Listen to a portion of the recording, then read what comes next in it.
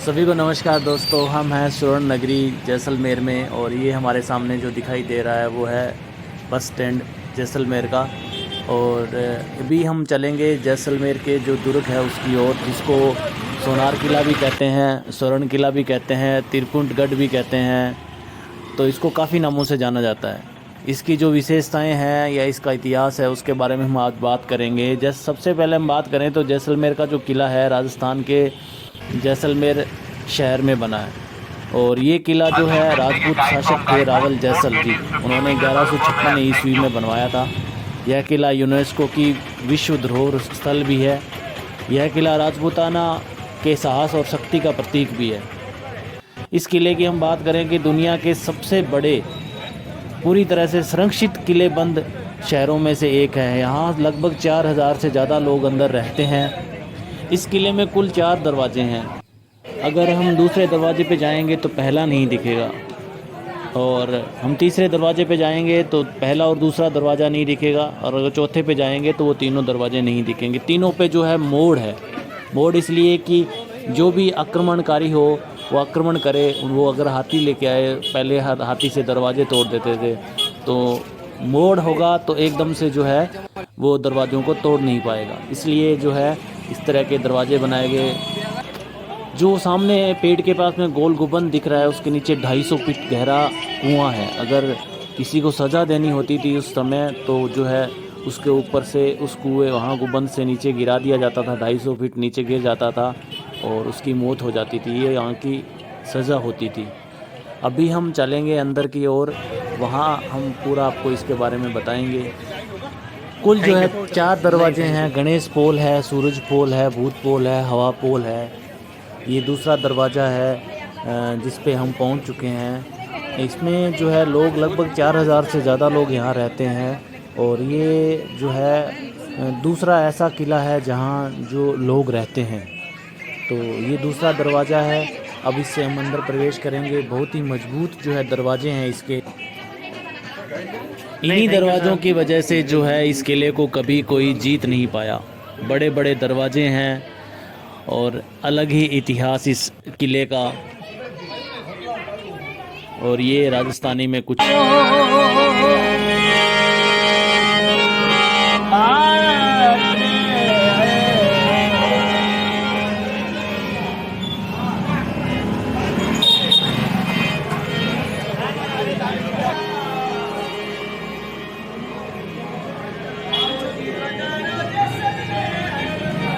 ये देख सकते हैं आप, मोड़ इस तरह के मोड़ होते थे। एकदम से जो है हाथी स्पीड से नहीं आ पाता था। मोड़ के तुरंत बाद एक और दरवाज़ा होता था। और ये जो है तीसरा दरवाज़ा। और इस जो महल में जो हम बात करें इसके बारे में तो इंटरलॉकिंग यूज़ की गई थी। अभी हमने एक गाइड लिया, उस गाइड के साथ में हम चलेंगे ऊपर और वो हमें बताएंगे इसके इतिहास के बारे में कुछ रोचक चीज़ें। ये रजनीश केवलिया सर है, इन्होंने बाकी हमें भ्रमण करवाया। गोल्डन सिटी जैसलमेर, स्वर्ण नगरी जैसलमेर में मैं गाइड रजनीश के लिए आपका हार्दिक स्वागत करता हूँ। धन्यवाद सर। इसमें को गोल्डन सिटी कहते हैं, स्वर्ण नगरी, क्योंकि यहाँ का सोना है वो पीले रंग का है। जो भी मकान, होटल, रेस्टोरेंट बना हुआ है वो इस पीले रंग के पत्थर से बना हुआ है जो सोने की तरह चमक मारता है। इसी से कहा जाता है गोल्डन सिटी जैसलमेर, स्वर्ण नगरी जैसलमेर। इसकी स्थापना राजा जैसल ने की। फोर्ट है ये मेरू हिल पर बनाया। जैसल प्लस मेरू से इस स्थान का नाम पड़ा जैसलमेर। 1156 ईस्वी में राजा जैसल ने इसकी स्थापना की। 850 साल पुराना एक फोर्ट है, 850 साल पुराना एक सिटी है। 1965 से पहले जैसलमेर आने के लिए ट्रेन मार्ग, रोड मार्ग, हवाई मार्ग नहीं था। आप डेजर्ट पे जाएंगे, देखने के लिए डेजर्ट ही डेजर्ट मिलेगा, कहीं भी ग्रास और वाटर देखने को नहीं मिलेगा। तब किसी कवि ने जैसलमेर के बारे में कहा था, जैसलमेर देखने के लिए घोड़ा कीजिए काठ का, पिंड कीजिए पाषाण, बख्तर कीजिए लोहे का, तब देखो जैसान। मतलब किसी को जैसान देखना है लकड़ी का घोड़ा होना चाहिए जो खाने के लिए घास और पीने के लिए पानी न मांगे, क्योंकि मरुभूमि में घास और पानी देखने को नहीं मिलता। जब लकड़ी का घोड़ा है तो बॉडी भी स्टोन का होना चाहिए जो बार बार अनाज और पानी न मांगे। बॉडी स्टोन का है तो वस्त्र भी लोहे के होने चाहिए, तभी जिसमें देखा जा सकता है, अन्यथा जिसमें नहीं देखा जा सकता। कहने का मतलब बहुत हार्ड लाइफ थी। यहाँ पहुँचना भी बड़ा कठिन था क्योंकि यहाँ पर आने के लिए ट्रेन मार्ग, रोड मार्ग, हवाई मार्ग नहीं था। लेकिन 1965 और 71 जो भारत पाक युद्ध हुए तब पॉलिटिशियन का ध्यान जैसलमेर की तरफ आया। उन्होंने इसे ट्रेन मार्ग, रोड मार्ग, हवाई मार्ग से इसका कॉन्टेक्ट किया। 74 के अंदर सबसे पहले प्राइम मिनिस्टर इंदिरा गांधी ने यहाँ पर न्यूक्लियर एक्सपोजर परमाणु परीक्षण किया था पोखरण के अंदर। फिर 98 में अटल बिहारी वाजपेयी ने दोबारा किया, जिसमें विस्फोट किया गया। उसमें का वीडियोग्राफी किया गया कि विस्फोट के पहले और विस्फोट के बाद में क्या फ़र्क पड़ता है, ये देखने के लिए। विस्फोट के बाद में जब इंदिरा गांधी से अपनी टी शर्ट पर देखा तो उसने देखा ये गोल्डन सिटी है, ये स्वर्ण नगरी है, ये टूरिज्म के अंदर फेमस हो सकती है। उससे से विभिन्न फोटोग्राफ टूरिज्म की बुकों के अंदर दिए, जिससे जैसलमेर टूरिज्म के अंदर फेमस होता चला गया। फिर बहुत से फिल्म प्रोड्यूसर्स के फोटोग्राफ देखे, यहाँ पर बहुत सी पिक्चर बनी, सोनार किला, बॉर्डर, सरफरोश, रुदाली, कृष्णा, नन्हे जैसलमेर, ऐसी बहुत सी पिक्चर बनी, जिससे भी जैसलमेर टूरिज्म के अंदर फेमस होता चला गया। आज जैसलमेर देश और विदेश में फेमस है। इसका श्रेय प्राइम मिनिस्टर इंदिरा गांधी और फिल्म कलाकारों को जाता है, जिन्होंने इसे टूरिज्म के लिए फेमस किया। इस किले के अंदर 4 गेट है, टोकन कर सकता था, तो टर्न बाय टर्न गेट बने हुए ताकि एलिफेंट फास्ट नहीं चला जाए, टर्न लेते समय उसका स्पीड चला जाए। वहीं गेट होगा उसको ब्रोकन करने में पैसे न लगाए। जैसे फर्स्ट गेट से सेकंड दिखाई था, सेकंड से थर्ड और थर्ड से चौथा गेट दिखाई नहीं देता। ये थर्ड गेट है गणेश गेट। हिंदू संस्कृति में कोई भी शुभ कार्य होता है सबसे पहले गणेश भगवान की पूजा होती है। ये तीसरा गेट सबसे पहले बना, इस गेट का नाम दिया है गणेश गेट। दुश्मन 3 गेट पार कर आ भी जाए तो ऊपर ये ड्रेनेज सिस्टम देख रहे हैं, नाली सिस्टम। यहाँ से गर्म तेल, गर्म पानी, गर्म दूध डाला जाता था, जिससे दुश्मन का सिर जल जाए, दुश्मन यहाँ से भाग जाए, पत्थर भी स्लिप मारना चालू कर दे ताकि दुश्मन आसानी से ऊपर चढ़ ना पाए। ये काम लेडीज भी इजीली कर सकती थी, ये भी काम लेडीज भी इजीली कर सकती थी। लेकिन जितना भी पुराना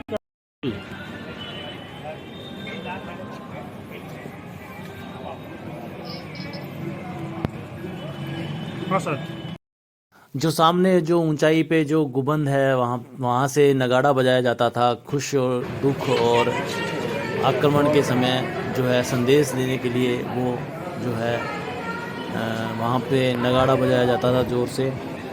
अब हम चौथे जो दरवाजे हैं उसमें प्रवेश कर चुके हैं। यहाँ से हम देखेंगे राजा और रानी का महल।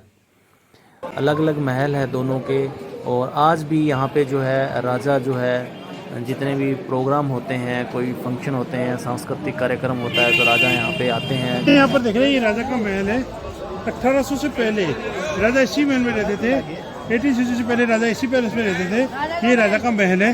पीछे इस साइड में देख रहे हैं ये रानी महल है। रानी महल इस हिसाब से बना हुआ है कि अंदर से बैठा रानी बाहर सब कुछ दे सकता है, लेकिन बाहर का व्यक्ति अंदर बैठी रानी को नहीं दे सकता, क्योंकि राजपूतों में प्रथा प्रथा रहती है। प्रथा प्रथा के कारण इसका छोटे छोटे राज्यों का सबसे बना है कि अंदर से बैठा रानी बाहर सब कुछ दे सके, लेकिन बाहर का बैठा व्यक्ति अंदर बैठी रानी को नहीं दे सके। राजा के बेटे को कुंवर बोला जाता है। पीछे राजा के बेटे के खेले का स्थान है, इसका नाम है कुंवर पर्दा। Gent apartment, ladies apartment, child apartment. राजा का महल, रानी का महल, बच्चों का महल, तीनों के लिए अलग से महल था। 1800 के बाद में राजा ने इस महल में रहना छोड़ दिया। अभी के सामने आप देख रहे हो व्हाइट रंग की मरकत चेयर, ये राजा का आमतौर पर लगाने का चेयर है। यहाँ का जो प्रेजेंट राजा है, यहाँ का जो प्रेजेंट राजा है वो 2 फेस्टिवल बनाता है पुराने स्टाइल में, Dussehra festival, Gangaur festival. Festival day में राजा उस चेयर पर बैठ जाते हैं। सारी फैमिली लोग, भाई और अंकल पास वाली रो में step by step village chief, गाँव के मुखिया लोग बैठ जाते हैं। आपने रेशमा और शेरा बहुत पुराना पिक्चर देखा हो तो उसमें दशहरे का सीन दिखाया गया है। सुनीता तबैदा रहमान का है, तो उसमें भैंस के बच्चे का बलि दिया जाता है, तबैदा रहमान बेहोश हो जाता है। ये देवी माँ का मंदिर है, जिसके आगे भैंस के बच्चे का बलि दिया जाता था। प्रेजेंट में बलि प्रथा नहीं होती, क्योंकि बलि प्रथा कानून निषेध है। फेस्टिवल ऐसा का होता है जैसे रेशमा और शेरा में दिखाया गया है, तो वह बलि नहीं होती क्योंकि बलि प्रथा कानून निषेध है। सामने जो गेट दिख रहा है वहाँ जो निशान है हाथों के, वो जौहर के निशान है। पहले के ज़माने में जो जौहर होता था उसके निशान यहाँ पे रानियों के हाथों के निशान है। और आज भी राजा जो है इनकी पूजा करता है यहाँ बैठने से पहले। अभी हम अंदर चलेंगे, वहाँ से हम जो है टिकट लेंगे। ये दोनों राजा आज के राजा और पूर्व राजा हैं, और ये यहाँ टिकट हॉल के पास का दृश्य है। यहाँ से हम टिकट लेंगे, टिकट 200 रुपये का है। और फिर उसके बाद में चलते हैं ऊपर, जहाँ हमें रजनीश जी बताएंगे आगे। अभी जो हमारे महाराज चेतन सिंह का राष्ट्रीय समारोह हुआ था, वो यहीं पर सामने चांदी का चेयर लगा के किया गया था। यहाँ आप सामने चांदी का चेयर लगा के प्रेजेंट राजा महाराज चेतन सिंह का राष्ट्रीय समारोह किया गया था। आप यूट्यूब पर देख बोलना महाराज चेतन सिंह का राष्ट्रीय समारोह, तो यहाँ का सीन आएगा। यहीं पर कानों में झुमका पहनती है, लेडीज कानों में झुमका पहनती है। तो झुमके किस तरह में बनाए बालकनी, पत्थर के ऊपर झुमके बने हुए। पूरे पत्थर की आप बालकनी देख रहे हो, उसमें पूरे झुमके झुमके बने हैं, झुमका बालकनी। आर्मी का रूम ससुराल है। ऐसा महल कहीं भी देखने को नहीं मिलेगा जहाँ लकड़ी की छत हो। लकड़ी की छत हो ऐसा महल आपको कहीं भी देखने को मिलेगा। खुपरी नेपाली हथियार है। यहाँ की हमारे राजा साहब की शादी नेपाल में हुई तो नेपाल में दहेज में गिफ्ट आए थे। नेपाल के राजा ने दहेज में गिफ्ट की दी थी खुपरी। फेंक के मारने वाला भाला, फेंक के मारने वाला भाला। सामने आप देख रहे हैं चांदी का चेयर देख रहे हैं। ये 250 केजी चांदी के ऊपर चेयर बनाया गया है। इस पर बैठा के राजा का राज तिलक किया जाता है। इस चेयर पर बैठा के राजा का राज तिलक किया जाता है। प्रेजेंट राजा का भी इसी चेयर पर बैठा के राज तिलक किया गया था। ऊपर जो श्री कृष्ण भगवान के ऊपर छत्र लगता है वही प्रेजेंट डिजाइन इसके ऊपर छत्र लगता है। यहाँ का राजा श्री कृष्ण की जनरेशन है। जो श्री कृष्ण भगवान के ऊपर लगता है छत्र वही प्रेजेंट डिजाइन के ऊपर लगता है, जिसे बोलते हैं मेगाडंबर छत्र। मेगाडंबर छत्र आज भी राजा की दशहरा और गंगोल फेस्टिवल पर साई साई निकलती है तो लेडीज मसाज लेके चलती है। हवा करने वाले हवा करते हैं, साई सिंबल साथ में चलते हैं। एक आदमी सोने का राजदंड लेके चलता है।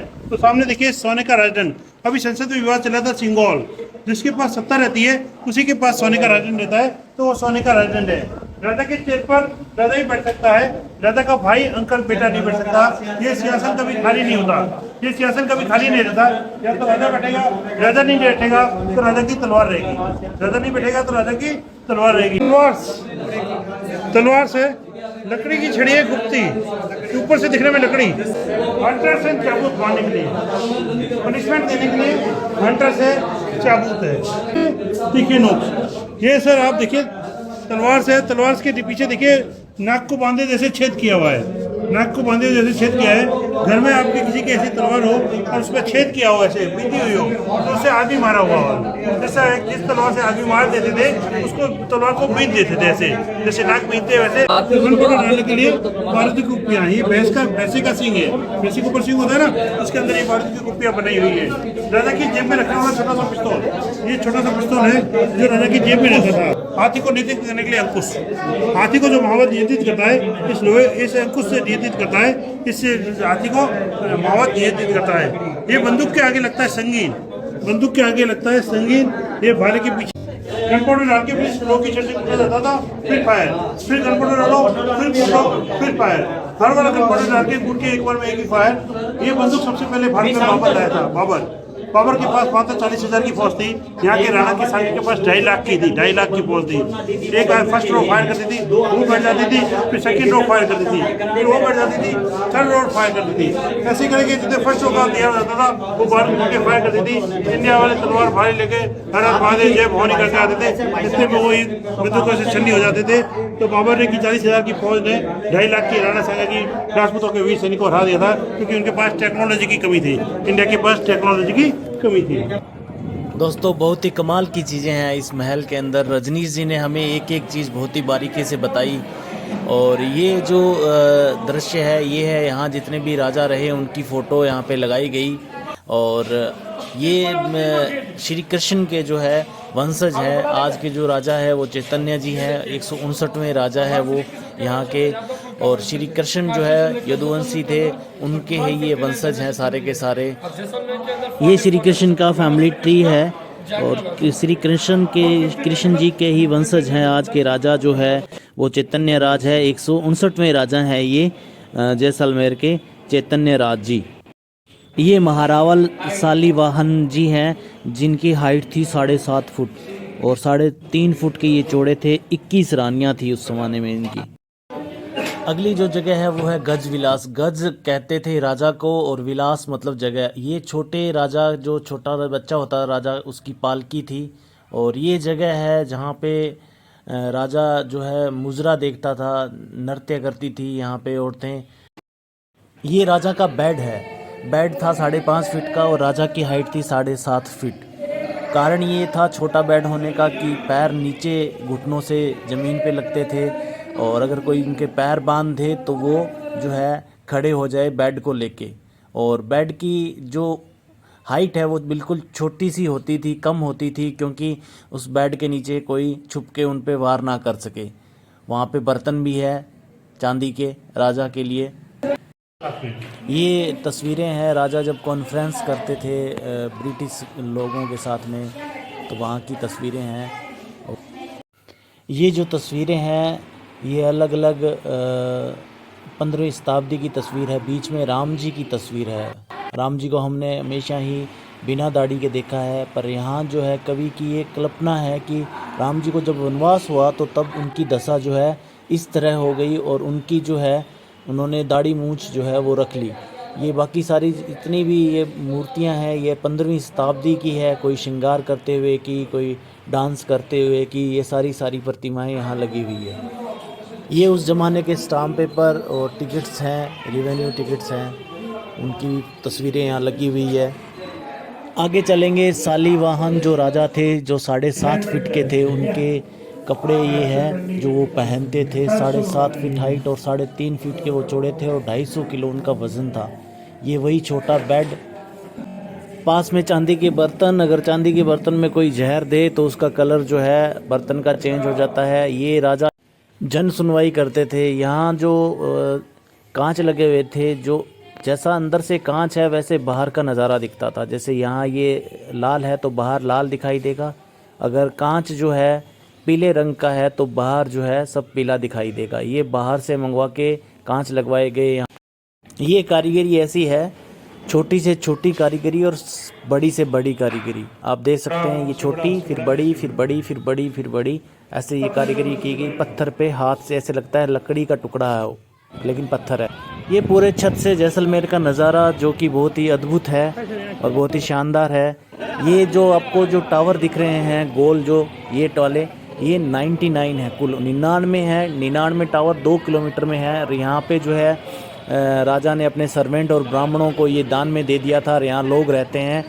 ये जीवंत किला है जहाँ की आज भी 4000 लोग इस किले के अंदर रहते हैं। ये दूसरा किला है जहाँ लोग रहते हैं। और ये जो नज़ारा है पूरा जैसलमेर का है, आप देख सकते हैं। यहाँ नज़दीक में ही सालिम सिंह की हवेली है और पटुओं की हवेली है।